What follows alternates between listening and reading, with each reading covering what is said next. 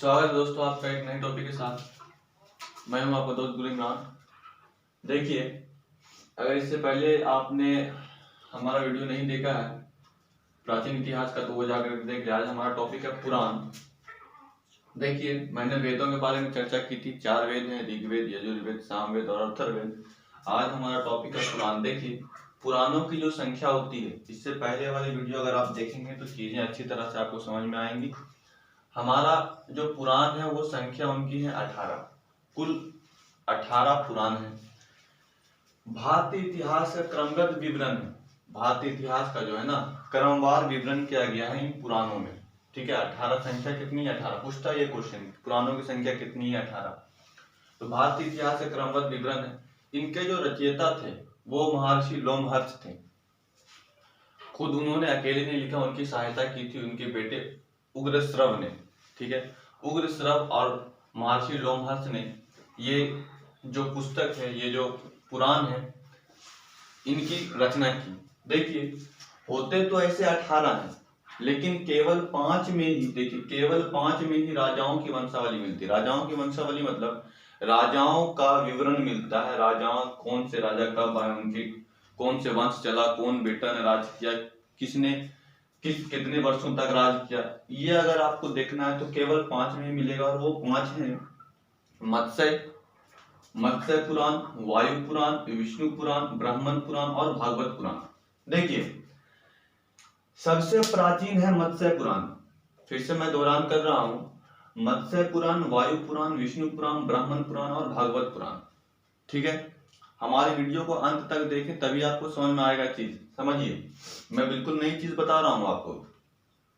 सबसे प्राचीन है मत्स्य पुराण। शायद ही किसी बुक में मिलेगा जो बातें मैं बता रहा हूं। सबसे प्राचीन है मत्स्य पुराण।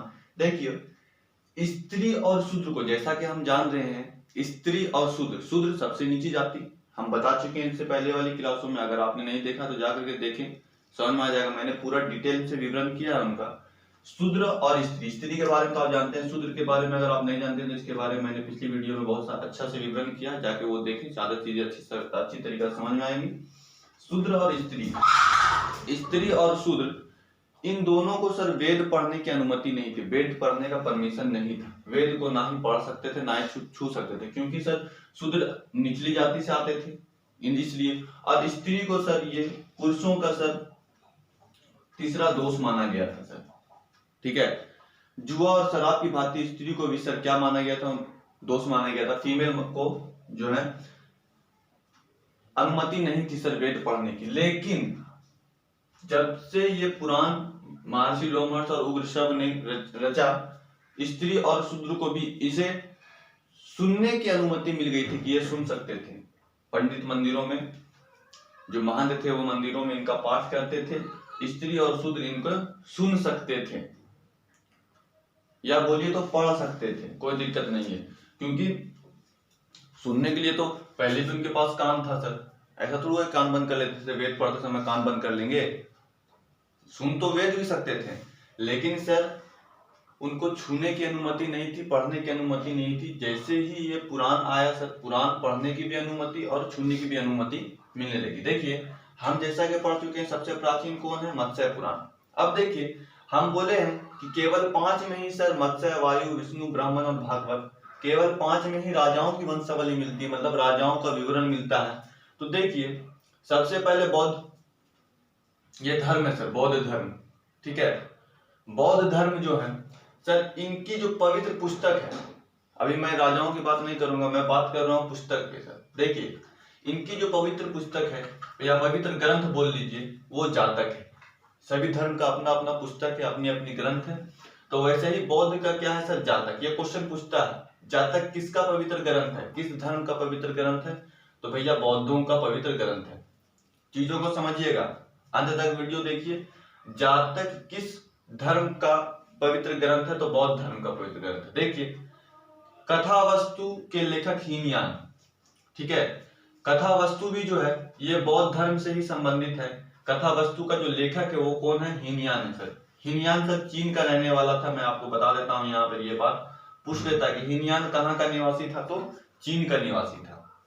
हीनयान बाहर से सभी लोग आते थे राजाओं के बारे में देखने की उसका राजपाट कैसा चल रहा है। मैं ये चीजें अच्छी तरह समझाऊंगा मध्यकालीन भारत जब हम पढ़ेंगे तो। देखिए हीनयान जो है कथा वस्तु का लेखक है और ये बुद्ध के जीवन चरित्र के बारे में लिखा। सर ये पवित्र ग्रंथ नहीं है सर। कथा वस्तु जो है ये हीनयान के द्वारा लिखा गया है। इसमें बौद्ध जो है ना, बौद्ध महात्मा बुद्ध जो है उनके जीवन चरित्र मतलब वो है जो तो बायोडाटा बायोग्राफी सर लिखा गया है हीनयान के द्वारा। अब हम आते हैं जैन पे।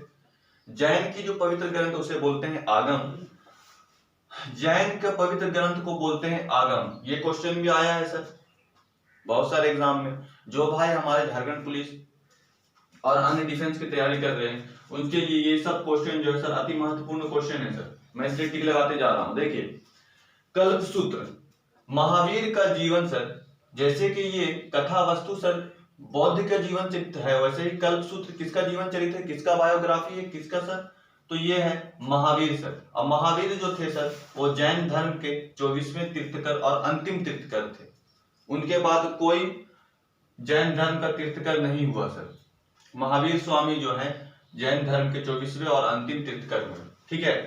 संस्कृत साहित्य, ये जो संस्कृत साहित्य है पहले संस्कृत का दौर था सर, मध्यकालीन में सर फारसी का हुआ। ठीक है।